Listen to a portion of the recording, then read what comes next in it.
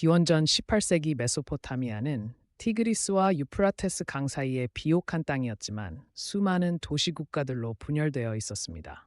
각 도시는 자체 법률과 신을 모시며 끊임없는 전쟁을 벌였고 이 혼란 속에서 바빌론의 함무라비 왕이 등장합니다. 그의 첫 번째 과제는 이 분열된 땅을 통일하는 것이었습니다.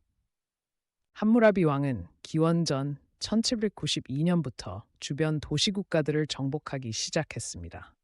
에슈눈나, 라르사 등을 하나씩 점령하며 바빌론을 중심으로 한 강력한 제국을 건설했죠. 하지만 군사적 정복만으로는 통일을 유지할 수 없었습니다. 함무라비는 더 근본적인 해결책이 필요하다는 것을 깨달았습니다. 기원전 1754년 함무라비는 신마르두크로부터 직접 법전을 받았다고 선포했습니다. 법전 서문에는 신이 나를 선택해 정의를 세우게 하였다는 문구가 새겨져 있습니다. 이는 법이 단순한 통치 도구가 아니라 신성한 명령임을 강조하기 위함이었죠. 왕권을 신격화함으로써 통치의 정당성을 확보한 것입니다. 함무라비 법전은 282개의 조항으로 구성되었으며 검은 현무암 스톨라에 새겨져 공공장소에 설치되었습니다. 가장 유명한 눈에는 눈, 이에는 이 원칙은 실제로 계급에 따라 차등 적용되었죠. 예를 들어 자유민이 다른 자유민의 눈을 다치게 하면 동일한 처벌을 받지만 노예에게는 가벼운 벌금만 부과되었습니다. 함무라비 법전은 사회를 세 계층으로 구분했습니다.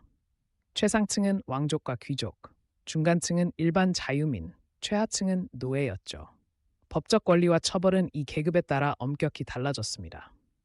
예를 들어 귀족이 평민을 다치게 했을 때는 벌금만 내면 됐지만 평민이 귀족에게 같은 죄를 범하면 신체적 처벌을 받았습니다. 법전 제196조에는 자유민이 다른 자유민의 눈을 손상시키면 그의 눈도 손상시켜야 한다고 명시되어 있습니다.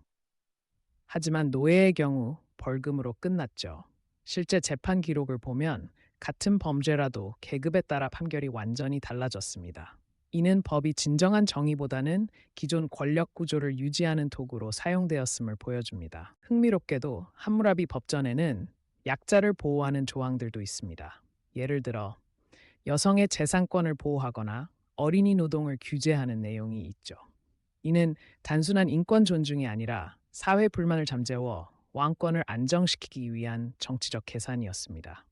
강압과 포용, 이 두 가지 얼굴을 통해 함무라비는 장기적인 통치를 꾀한 것이죠. 비문은 공공장소에 설치되어 누구나 볼 수 있게 했지만 당시 문해율은 극히 낮았습니다.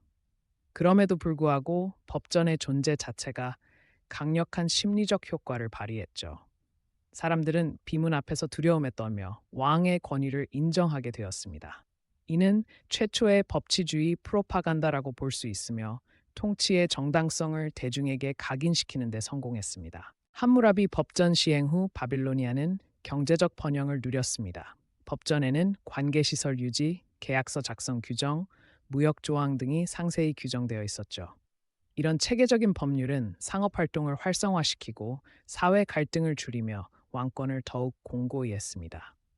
함무라비의 통치 기간 동안 바빌론은 메소포타미아의 중심지로 떠올랐습니다. 함무라비 법전은 단순한 고대 유물이 아닙니다. 로마 12표법과 유대 탈무드에 영향을 주었으며 현대 법체계의 기초를 제공했습니다. 그러나 가장 중요한 것은 법이 권력의 도구로 사용된 최초의 사례라는 점이죠. 3700년이 지난 오늘날까지 법과 정치 권력의 관계는 함무라비가 세운 이 원형에서 크게 벗어나지 못하고 있습니다.